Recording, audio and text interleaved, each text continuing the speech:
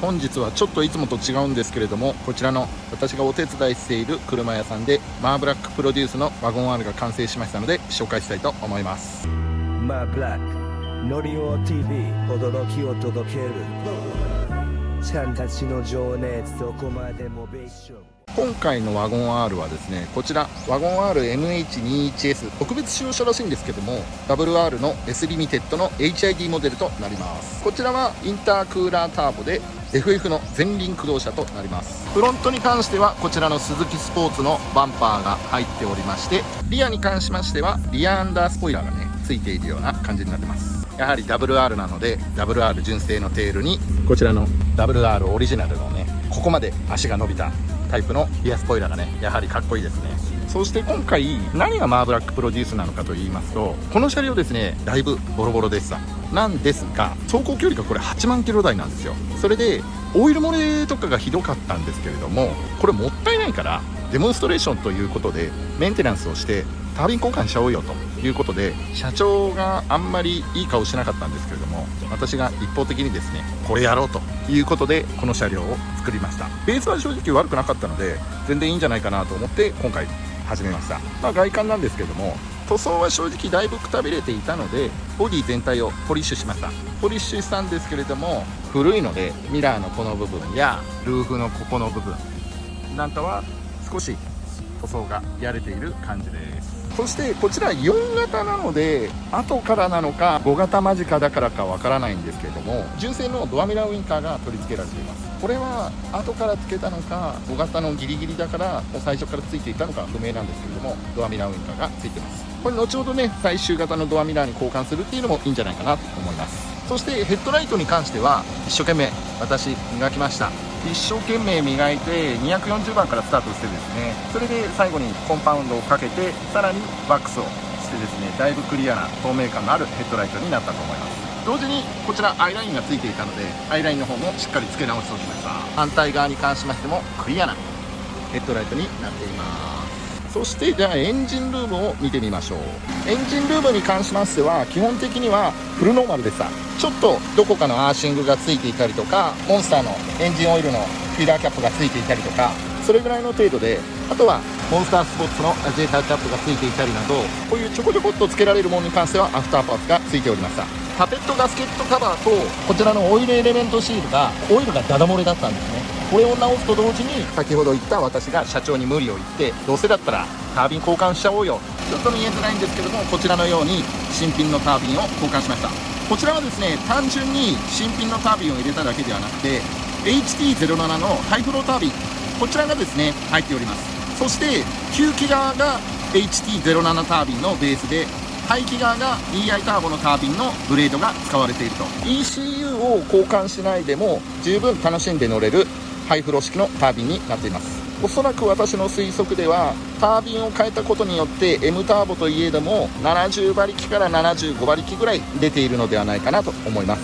そしてブースト圧に関しましては私が 0.7 キロまでブーストを上げたのでブーストアップになっている仕様となっております。それと同時に見えづらいんですけども、こちらの中にあるプラグも純正は7番のプラグが入っているんですが8番のプラグに交換しました。もちろん新品です。そしてこれでねエンジンの方がパワーアップされているということなんですけれども、ただエンジンパワーアップされているだけだとちょっと気に食わないなと。これもまた私社長に無理言ってですね、フロント周りのブッシュ関連をですね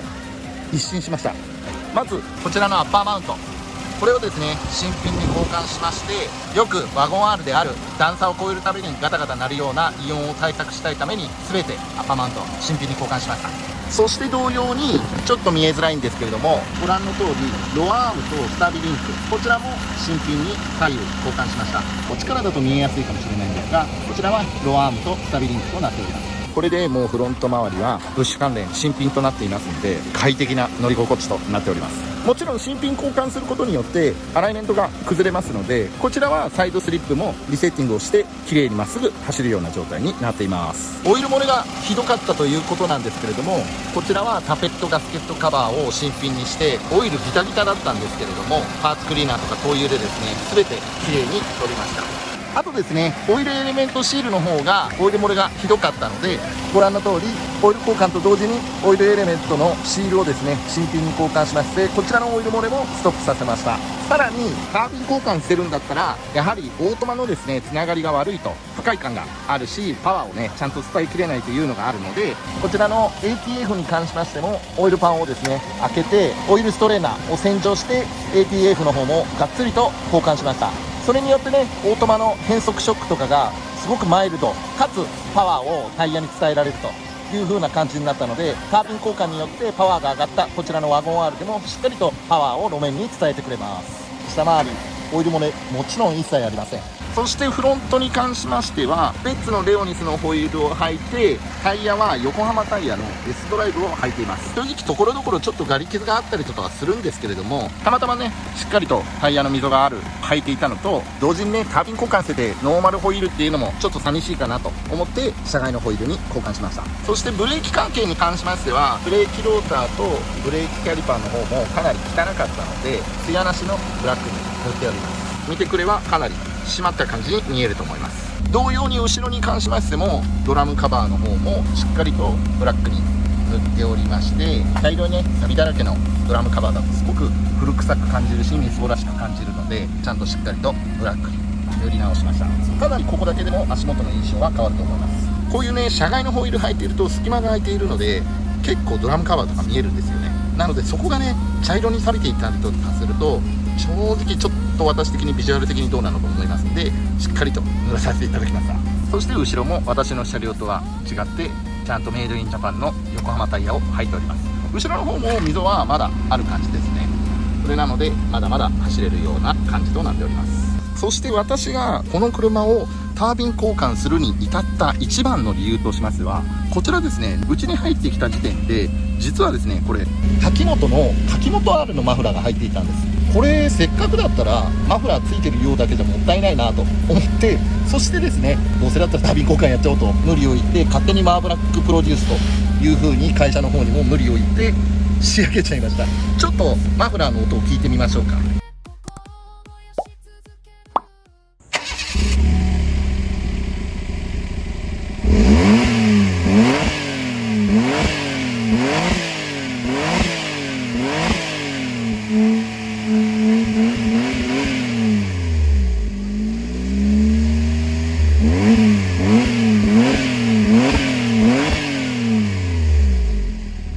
はい、という感じでですね、中間パイプはノーマルなのでそんなに極端にうるさくなくさりげなくですねマフラー交換しているかな仕様になっております。もちろん柿本のマフラーなのでマフラーから出ることもなくちゃんと私センターに合わせました。排ガステストの方に関しましてももちろん車検を問題なくクリアできるマフラーとなってます。タービン交換してあっても特に問題ありません。車内に関しましてはこのような感じになっておりまして、 WR 特有のチェック柄っていうんですかね、ワインレッドと黒のチェック柄みたいな感じになってます。ベースは黒って言っても過言ではないですね。マットの方に関してはこれ多分前のオーナーさんがシートに合わせてこのマットをつけたのかもしれないですね。統一感はありますよね。後ろの5面に関しましてはこちらはスモークのフィルムを貼っている状態なのでおそらく透過率 5% じゃないかなと思います。結構外から見ると濃いめの感じなので中から見るとこんな感じでちゃんと見えるのでセンスはいいんじゃないかなと思います。そしてねこの車ね意外にも結構ルーフがですね綺麗なんですね。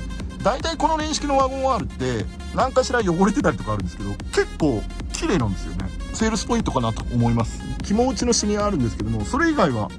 特に見当たらないのでかなり綺麗なんじゃないかなと思います。このように後ろも LED で前も LED と、この方の夜間の時によくある電球式だとね暗いというのがあるんですけども、この明るさであれば夜間も全然いいんじゃないかなと思います。パナソニックのストラーダ CN-HDS710TD のモデルですね。ハードディスクタイプの要はナビゲーションですね。そしてメーターの方なんですけどもご覧の通り走行距離は8万2000キロとだいぶこの年式の車両で10万キロを切っている車両が少なくなってきたかなと思うんですけれども、まだ8万2350キロです。もちろんタイミングチェーンなのでタイミングベルトなんかも必要ないし、ワゴン R の K6A エンジンはね毎度私の動画でも言ってますが20万キロ30万キロ元気に走ってしまうエンジンなのでまだ慣らしの段階といっても過言ではないぐらいの走行距離だと思います。そしてこちらの車両オートエアコンがついているんですけども、今ですねエアコンがついている状態なんですが、もうキンキンです。すごく涼しい感じですね。今外気が32度とかあるんですけれども、もうエアコンがしっかりと効いてくれてるんで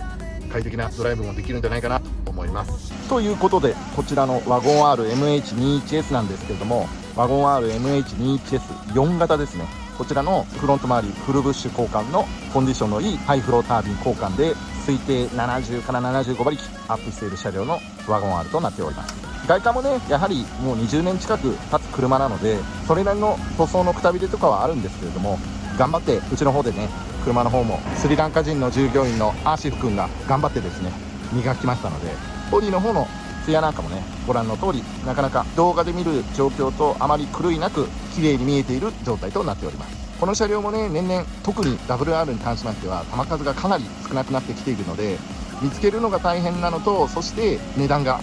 上がってきてしまっているというのがありますので、こちらの車両はやはり機械式スロットルっていうのがあって、なかなか希少性があるんじゃないかなと思いまして、年々ちょっと値段が上がってきているような気がします。WR の中でも M ターボ結構毛嫌いする人が多いので、私のプロデュースによってハイフロータービンを入れさせていただきましたので、もう一回り快適なドライブをしたいという人なんかにはもってこいのワゴン R MH21S じゃないかなと思います。フルエアロの車両でね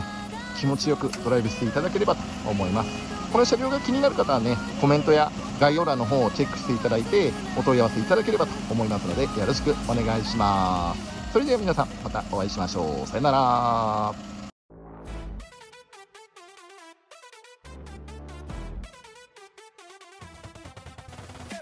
夜の峠を駆け抜けるワゴン R カスタム入ってる新鮮な音が焼き渡るライバルたちを聞いたりにビート感高なカンカン心臓が高ってるこの瞬間アクセル踏み込む速さ壁を切ってしまうこの道ダイナミックなビートに乗せて輝感が体を包むチェンリーの光が見えるこの瞬間を感じて急上昇する新鮮な音巻きとするビートが心を打つ峠のジャイアントなく夜の闇を切り裂いて真理をつかむその時までこの走りを止めないでライバルたちの背中を追い越し自分を信じて突き進め夜空に星が遠くエンジンの音が弾む街仲間たちが応援してる一緒に夢を追いかけようスピード感が溢れる心の中の炎が燃えるこの瞬間を永遠に胸の中で走り続けろ急上昇する新鮮な音巻きとスピードが心を打つ峠の王者へと巻く夜の闇を切り裂いて急上昇する新鮮な音巻きとスピードが心を打つ峠の王者へと泣く夜の闇を切り裂いて